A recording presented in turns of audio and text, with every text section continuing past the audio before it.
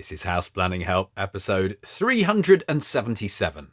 Hi there, I'm Ben Adam Smith, and this is the podcast for you if you're looking to build your dream home or carry out significant work to an existing property. I'm exploring what houses we should be building in the 21st century and trying to break down the major roadblocks that may get in our way. Coming up in this session, my guest is Toby Cambray from Greengage. We're going to hear about how he's retrofitted his home, a masonry cavity wall house from the 1950s, looking at the strategy, the challenges, and the lessons that have come out of the project. I spin a few plates here at House Planning Help. All of my work tends to relate to low energy construction, sustainability, eco homes, whatever you like to call it. But the key thread is promoting people who are doing great work. So if you've completed a passive house project recently or a great natural building and you want to shout about it, and you should really, because it's probably taken years of work, well, maybe we can do that with a video. And my production company, Regen Media, has been going for over a decade, and we know how to do this. We know how to do it cost effectively as well. So whether you're a construction professional, architect, builder, engineer, or the client behind the project, or you're the self-builder, you've done a lot of the work there, and you want to make this happen, there are lots of good reasons. I'll just give you a handful now. Well, one is celebrating. You've put all the work in, so show others what you've done, that detail, that craftsmanship. A video is a very good way of doing that. Then there's the education side of things, that a lot of people will just contact the local architects, get them to help you with the project, and then it's job done, and they've missed all sorts of opportunities. So how is this different? It could be inspiration to draw in others. So you can really make an impact with a video. And we can tell you more about that if you head to houseplanninghelp.com/video. Let's get to our featured interview with Toby Cambray from Greengage. This is the second session with Toby. In the first one, we focus on the risks associated with moisture in buildings and the modelling techniques like WUFI that can be used to assess those risks. If you didn't check out that episode, houseplanninghelp.com/376 will take you back. Today, we're going to find out about Toby's own retrofit journey. He carried out this project over the last couple of years, despite living in the property for about a decade. So I started by asking whether he'd always planned to do this. We had it in mind ever since we bought the house. One of the reasons that we bought it was that it would be a relatively straightforward thing to retrofit. At least that was the idea. I don't think there is such a thing as an easy retrofit. It's a nice solid cavity wall house from the 50s. It's got quite deep eaves, which makes external insulation a bit easier. No heritage aspects. Yeah, no difficulties in terms of getting permission to do things. And did you have an idea of what you wanted to do on day one, or is this something that you just wanted to live here for a while and get a feel for it? Yeah, I think we had lots of ideas. So before we did the retrofit, we did an extension on the back. There was quite a lot of backs and forwards around what best to do there. Do we go out to the side, which some of the neighbours up the street have done? Do we just do the simple thing, go out the back, 1 story, 2 story, all these kinds of questions. And yeah, we eventually sort of went for a fairly simple single story thing out the back, which I think was the right decision, but it took us a while to get there. It takes a while to sort of, living in a place to, before you kind of figure out what's going to be best for, the way you use a building, but also kind of thinking about sort of future people being here and, maintaining and hopefully adding value and that sort of thing. And when you carried out this extension, was it with that vision that it's all going to work holistically and the next bit's coming? Yeah. Well, not 100% yet. I mean, I think this is probably a question of the cobbler's children being the worst shod, in that we probably could have done better in terms of thinking that through in that holistic kind of way. But obviously, spent too much time thinking about other people's projects. And the extension is also cavity wall, but with quite a wide cavity. In retrospect, it probably would have been simpler, or it certainly would have performed better. I think it made more sense if we'd have done that in a single skin of masonry and then wrapped the external insulation that we've added all the way around the entire building in one go. Was this going to be just a retrofit and extension, or are you remodeling as well, or is it a bit, let's see how it goes? We've done a little bit of sort of reconfiguration. So there was a little pantry originally, which is quite a nice thing to have. I quite like sort of, going in there and seeing your tins lined up like an Andy Warhol painting or whatever. But that's since become a downstairs loo, which is probably more practical in this day and age. Apart from that, we haven't done a huge amount. I think the door to the upstairs bathroom moved slightly to allow that space to be kind of reconfigured. But yeah, apart from that, we haven't done a huge amount. The plans for these houses, so it's a sort of 50s semi-detached ex-council type of thing, the plans actually work really well. So we thought about it and it just wasn't worth it. I mean, there are various things that we could have done, sort of taking out the wall in the middle, which would have been, so there's a chimney in there, so that's major structural challenges. And we just thought, let's just keep it fairly simple and less expensive. Is there an overall strategy approach to how you're going to insulate it? Yeah, so with this kind of house, it lends itself well to external insulating, as we sort of talked about. Then it was really just a question of how do you execute that in a way that works with all the kind of building physics principles that we work with every day. So yeah, minimizing thermal bridging, getting the windows in the insulation zone. How do we incorporate air tightness and these kinds of things? So with a retrofit, there's always compromises, but yeah, how do you best kind of juggle and manage those? So it's a truss and fill insulation system. So it's something that various AECB members have been playing with for a while. So there's a timber frame that gets fixed outside of the building. There's a thin wood fiber board that goes on the outside of that to form a cavity, and you can fill that with well, we've got cellulose, but any kind of blown insulation could go in there.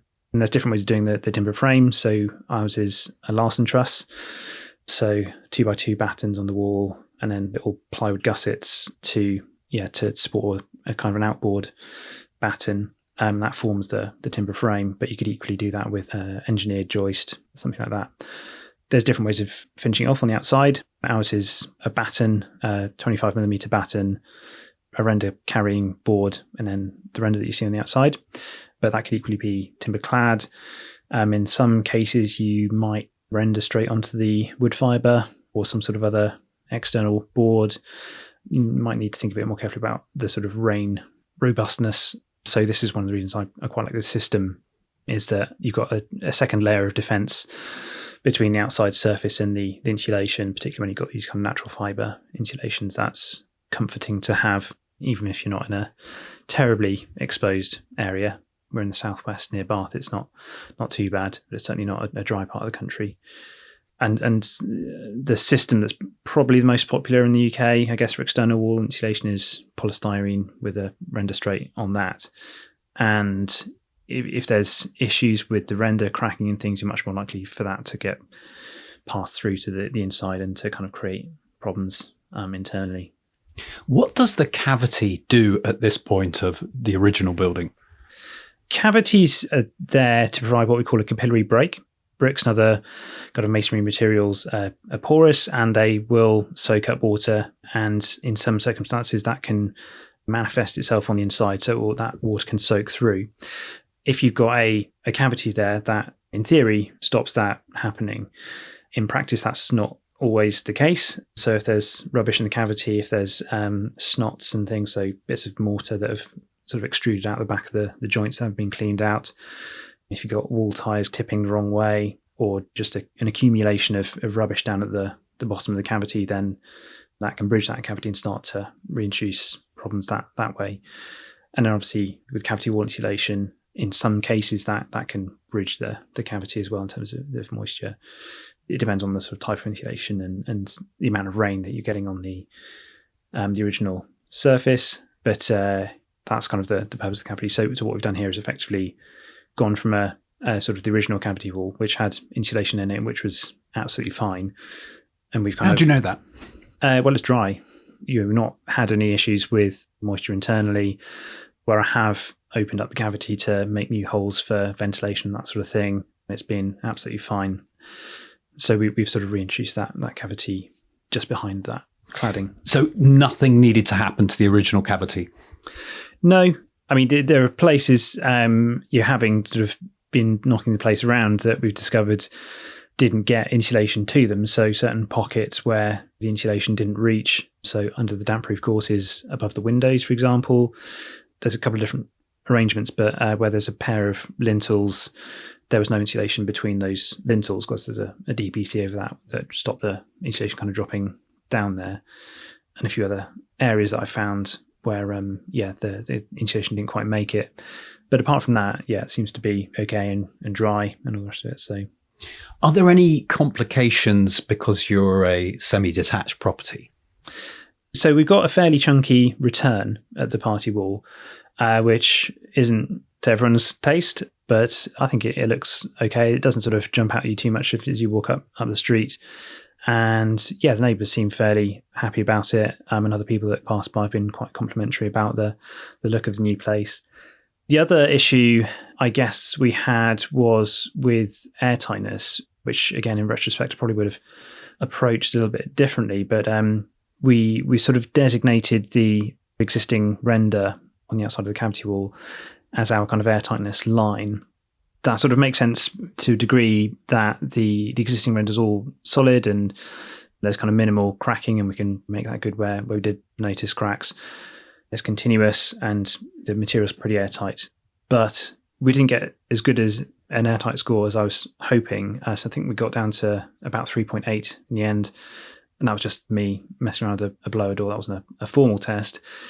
But I think a lot of that air is going out into the cavity from inside and then sideways to the neighbour. So what I'll probably do is take up some floorboards and try and address the airtightness around the joists and in that floor zone, which is probably where a lot of it's coming from. And then things like parging into electrical back boxes and that sort of thing would all help as well. And at the extension, any tricky junctions there?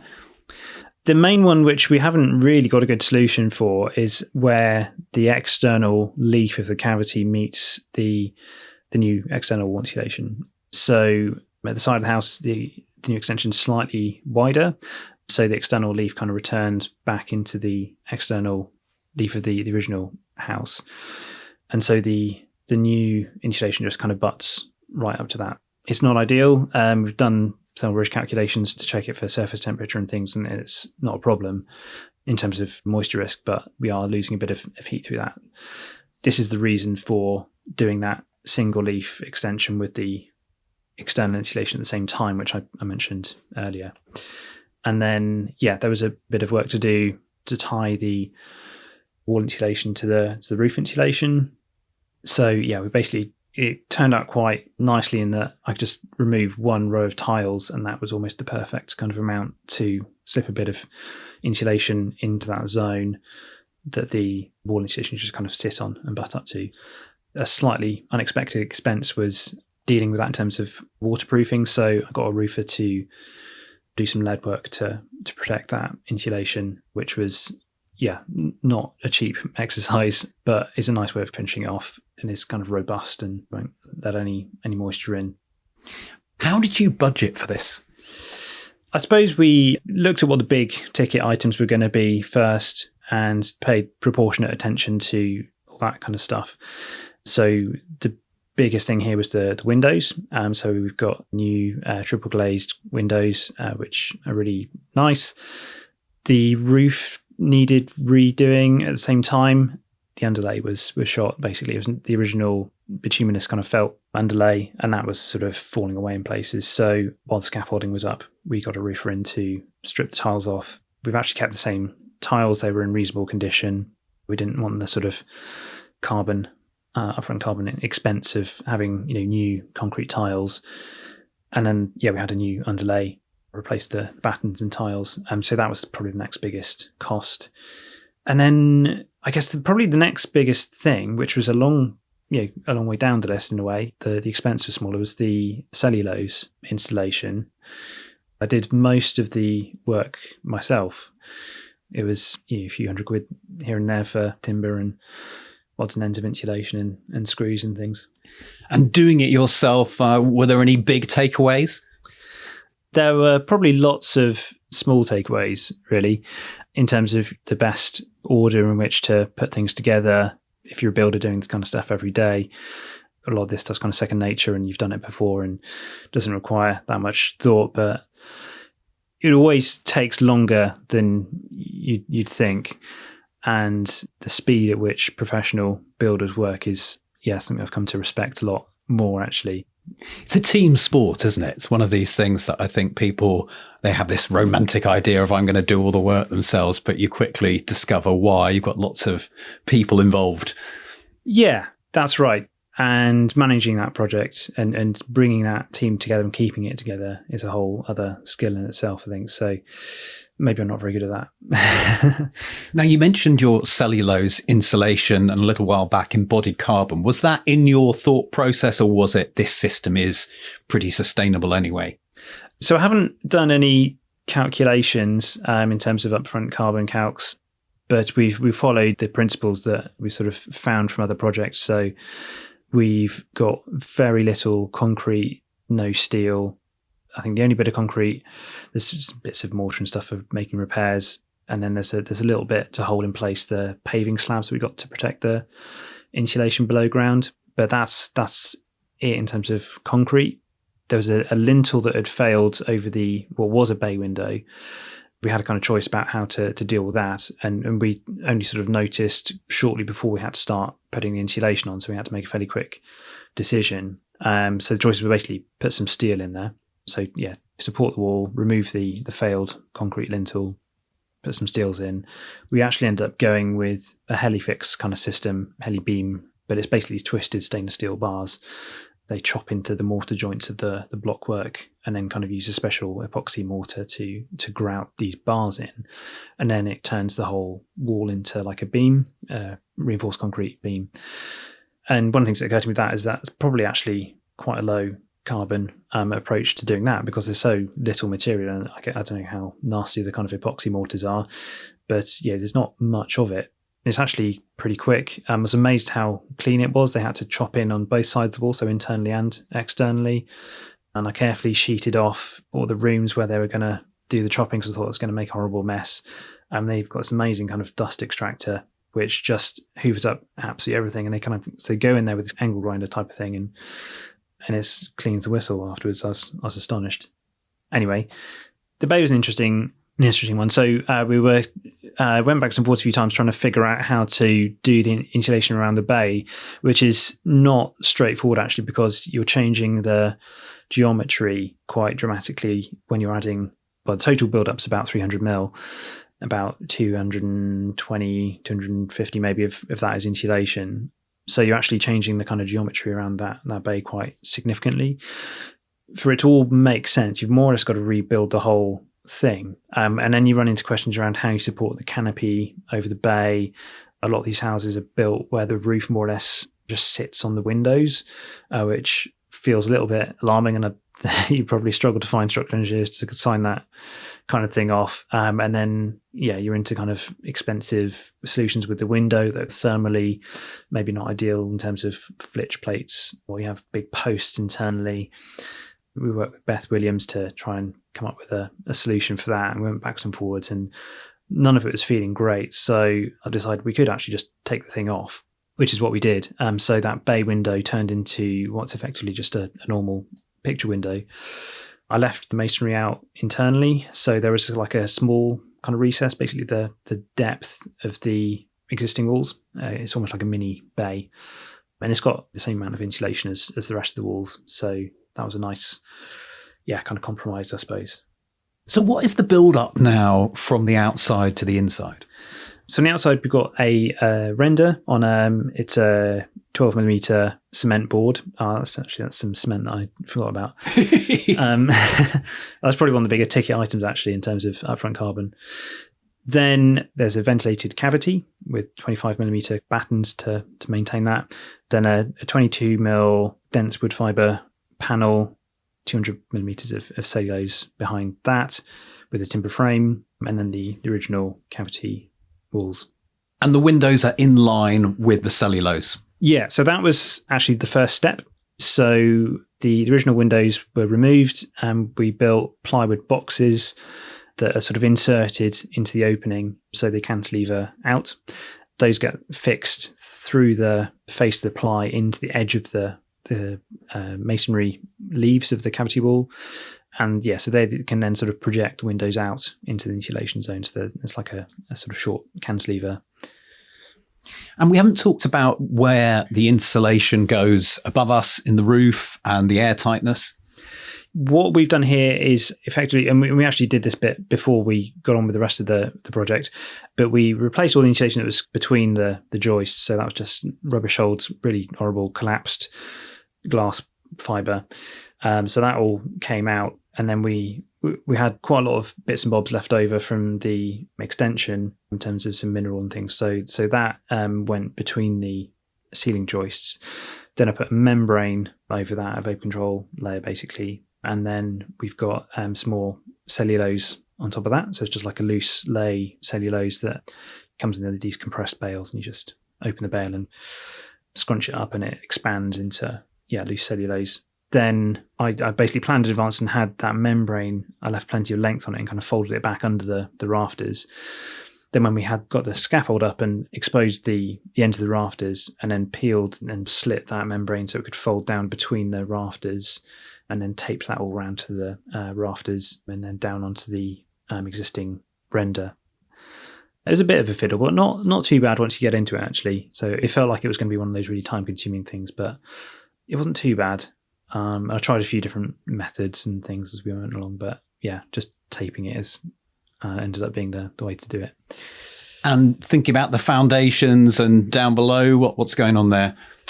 Yeah, so there's a bit of discussion around how to do this, and yeah, the sort of big retrofit builders don't like doing this, but the best way, and yeah, that's kind of debatable, but is to basically dig a trench around the building, put some insulation down, an insulation that's kind of okay below ground into that trench, and then kind of backfill it and finish that off somehow.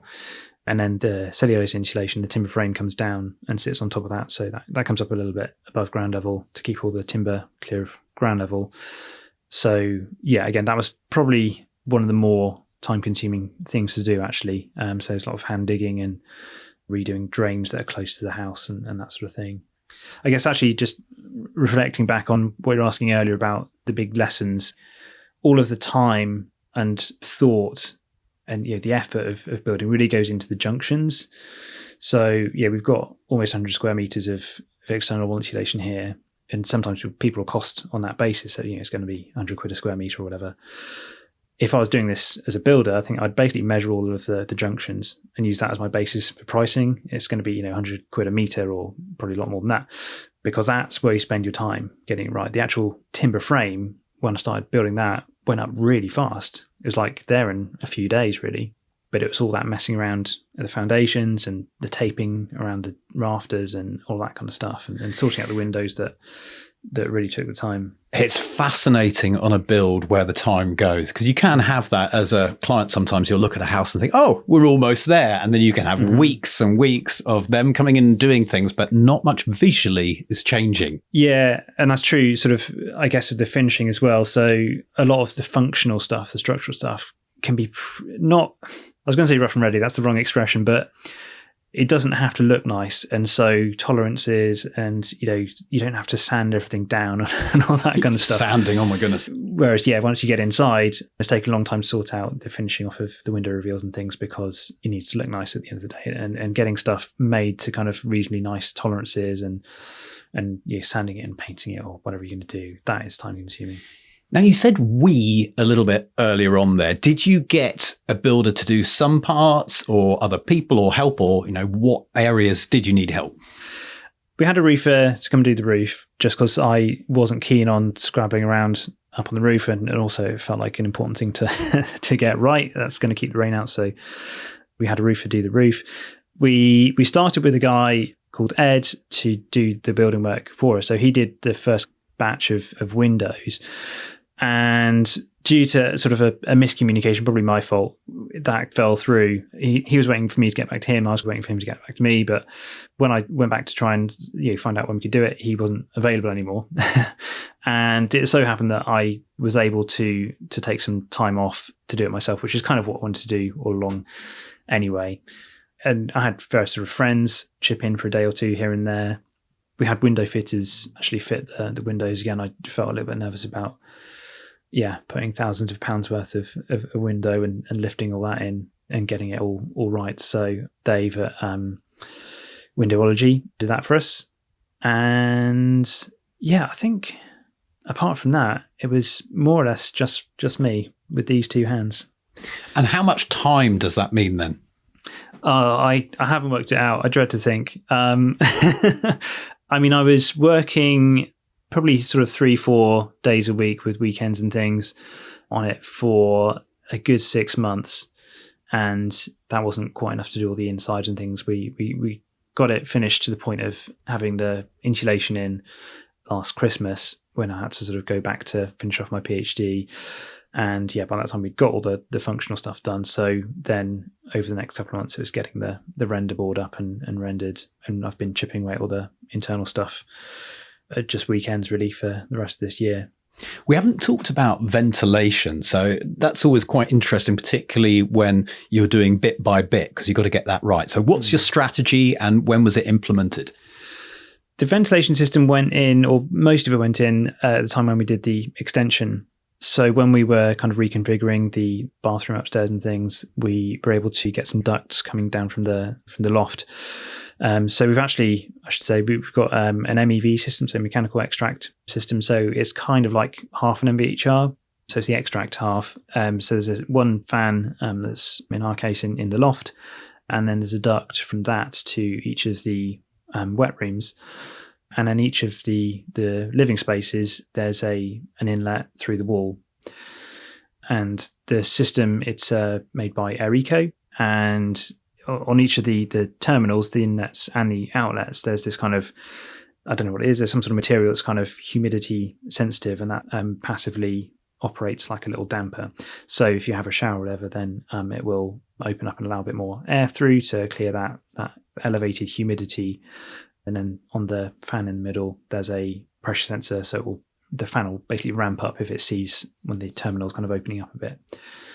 So most of that went in as part of the extension work. And I've been finishing off the inlet terminals, as part of the retrofit. So at the inlet, is it a bit cooler, the air coming in? Not noticeably. I mean, if you put your hand up to it, you can feel cool air at this time of year coming in. But that seems to mix with the warm air in the room quite effectively. So why MEV and not MVHR? Well, I sort of wish we had gone with MVHR in the end. It's always a little bit trickier to find a good spot for the unit in a retrofit. So that was kind of one reason. Wherever you go, it's a bit of a compromise. Do you go in the loft and it's more difficult to access for maintenance? Do you lose a whole bunch of utility space? In a house like this, is kind of, there's not a lot of that, so it's a bit of a premium. Or the other area would probably have gone for is sort of over the stairs, and you just need to be a bit careful with head heights and things. But and then moving ducts around, or not moving them, but installing them is, again, just a little bit tricky. Is always going to involve some sort of compromises. I wonder if we should have done that in the end. But there we are. I'm pretty happy with what we've got. Did you ever look at those little units that are MVHR in a unit that you stick in a wall? I've forgotten what the name of it is. Yeah, so decentralized. Yeah, that's it. In my experience, they tend to be relatively expensive to do a whole house that way. They're quite good for flats and things like that. There's even sort of units that are almost like a hybrid where you have like one duct coming off and that sort of thing, so you can get to the loo that's in the middle of the plan of the flat. But in my experience, they tend to be a bit more expensive than a conventional system. And how are you heating this home? So it's got a gas boiler. So at the time, I think we were comfortable with that decision. The intention is to upgrade to an air source heat pump at some point, and we sort of planned ahead, and we've got the infrastructure in place for that in terms of the electrical supply and position that we'd probably put a cylinder and all that kind of thing. So the intention's there. But it's a fossil boiler, which we'd probably rather not have. But there's this idea of supply decarbonisation versus demand reduction is the sort of the framing that some people use. But do you retrofit first or do a heat pump first? And how do we... Fabric first, second, third. Yeah. I hate to give Nigel even more publicity, but there it is, yeah. And what's left to do then? There's lots of little bits and bobs just to kind of finish off. So there's a bit more carpentry stuff. So I've got to fit some skirting boards, a little bit of decoration here and there, a little bit of tidying up in the loft. I've got to put some dams in to hold the insulation back from the underlay and then spread that back out again. But, so generally aesthetic stuff, really? Yeah, mostly. And how do you feel about all of this, having got to the end and looking at other people potentially wanting to retrofit? It's a lot of work if you're doing it yourself, and it can be quite stressful and long hours. And depending on how you sort of organise things, I was up till midnight with floodlights and things the night before the cellulose guys came, just trying to finish off all the taping and the wood fibre boards. So they actually had a cavity to blow the wood fibre into, which was kind of stressful. But another sort of observation is that we are kind of a nation of DIYers to some extent. I think having sort of travelled a little bit in France and other places in Europe, I think that there's a bit more of a DIY culture here. And I think the retrofit industry overlooks that a bit. So I think anyone that's kind of knows one end of a screwdriver from the other, with a bit of motivation and research and guidance, all this is kind of really possible. There are certain things that you need to be quite careful with, but that's why we have podcasts like this, right? Yeah, well, that was going to be one of my questions, because I know how often this comes up. And I was going to ask you, I'll ask you this first and then we'll come back to that. So do you consider this a low-cost retrofit? There's probably cheaper ways of doing it. As I said, the big ticket things were the windows, the roof, which kind of needed doing anyway. So that's more of a maintenance item in a way. And we just sort of wrapped it up with the rest of the build because that was convenient and cheap with scaffolding and not having to double up on that. But yeah, I mean, is it cheap? Well, it's probably not reflected in the value of the house. We know that from all the other retrofit projects that we've talked about. We know that, but you've invested your own time in it, which I'm sure saves a fair amount. It does. I suppose as a small business owner, it's really important to kind of value your time correctly, but I'm bad at that. If I did value my time at my consultancy rates on this, it would be probably the most expensive retrofit that's been done recently. But if you're interested in doing the stuff and kind of do it for fun, then it's kind of a bit different. And so that was kind of one of my motivations, really. And also just kind of learning and being able to take some of these lessons back to the practice as well. But I mean, as I say, if you maybe sort of went for slightly less expensive windows, for example, you can put your time in. In many ways, it's really quite cheap. There was a few £100 worth of wood, the timber battens and things, probably a couple of grand, I think 2.5 or so for the cellulose. The same again for the various boards on the outside. Oh, the rendering is the other thing. I forgot that I had someone else come and do. I didn't rate my own rendering skills and I wanted it to look okay. So we had a guy come and render it, which was £4,000 or so. So yeah, all in. I mean, it's you could probably do the insulation system itself for as I say, it was about 100 sort of 80 square meters, 90 square meters maybe.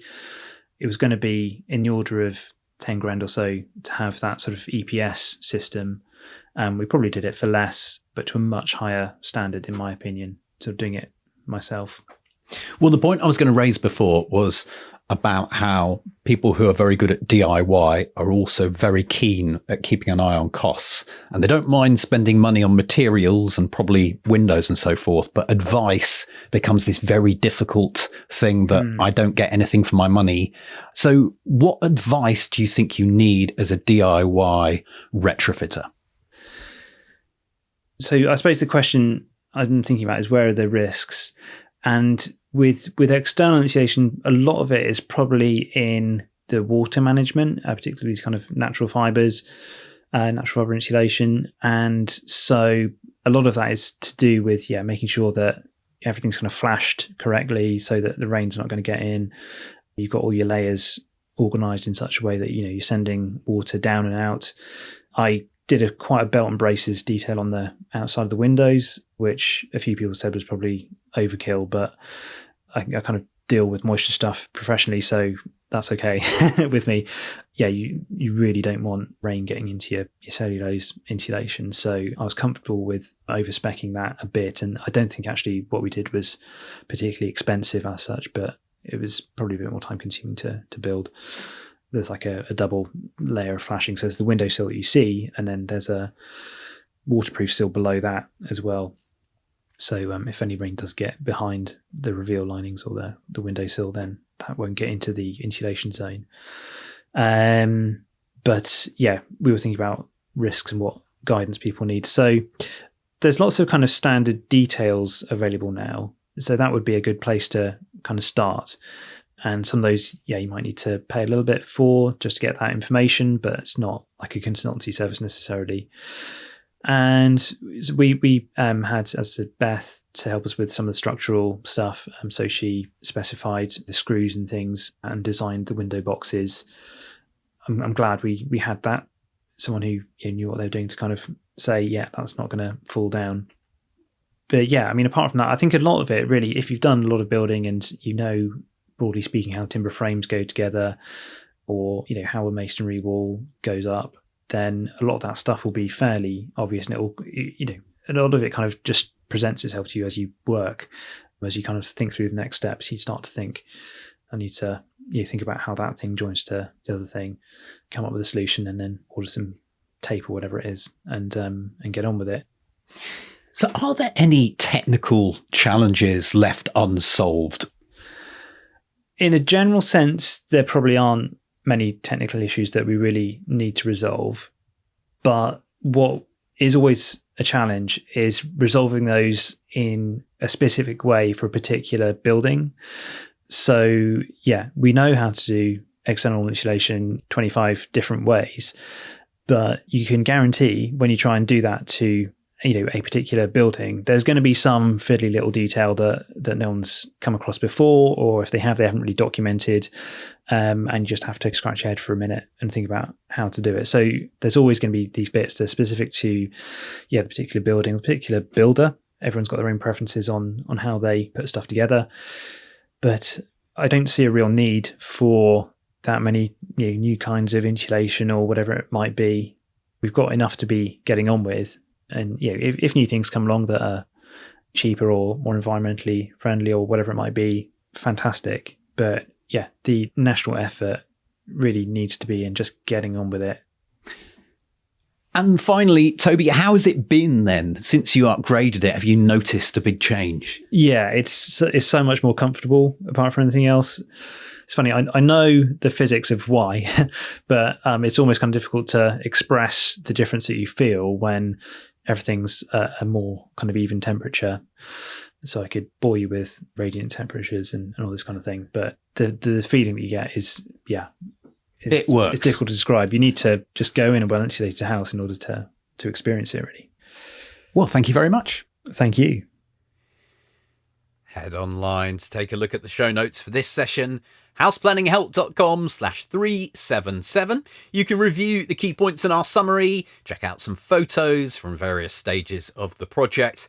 If you have a comment or would like to ask a question, you can head down to the bottom of the show notes as a place to interact there. Also, social media will give you links and links to Greengage. Once again, houseplanninghelp.com/377. My call to action is to check out the Hub. This is a further service that we provide. And one key aspect, as far as I'm concerned, is we want to give you an overview of what is ahead. If you're tackling one of these projects, a retrofit or a new build, we talk about them all the time on the podcast. But it can seem overwhelming. There is a lot to do. So to begin with, we want to just give you that bird's eye view of how this all works and some of the key areas, because if you get that right at the beginning, then it makes everything else so much easier. So we have a number of features that are going to help you there. Anyway, come along, find out more, houseplanninghelp.com/join. Next time, Guy Harris is my guest as we look at the topic of accessibility in homes. Thank you so much for listening. The House Planning Help podcast is produced by Regen Media, content that matters.